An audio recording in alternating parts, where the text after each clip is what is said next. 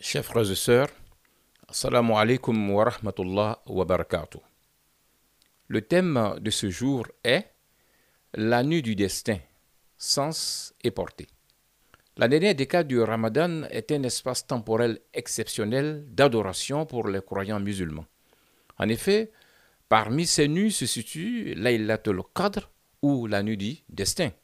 Cette nuit de haute portée spirituelle offre en retour de toute adoration ou d'actes de bienfaisance l'équivalent de 1000 mois d'adoration, soit 83 ans et 4 mois.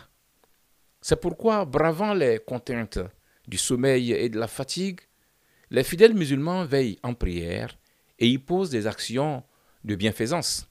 De fait, la nuit du destin porte une charge spirituelle et symbolique en ce sens qu'elle est celle au cours de laquelle le noble Coran fut révélé pour la première fois au prophète Mohammed sallallahu alayhi wa sallam.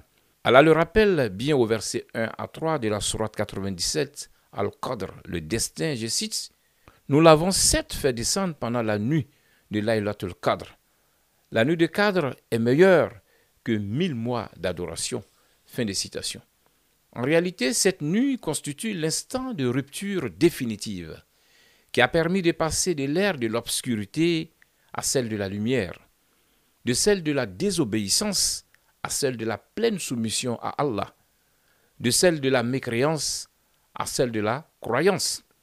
C'est au cours de cette nuit que Mohammed, alors citoyen lambda, mécois, issu de la tribu de Quraysh, affublé du surnom Al-Amin, le véridique, est entré pour la première fois en contact indirect avec Allah en recevant les premières paroles du noble Coran.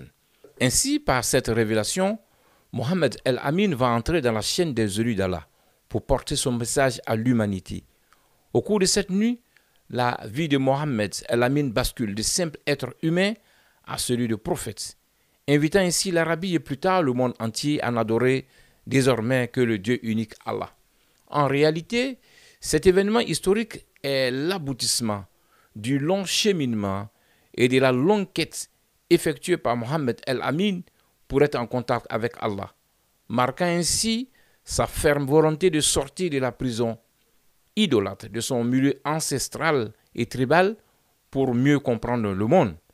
Cette nuit est donc célébrée en guise de reconnaissance à Allah pour mieux l'adorer et lui marquer la pleine soumission de ses serviteurs, ainsi que pour l'obtention de ses grâces infinies qu'elle contient.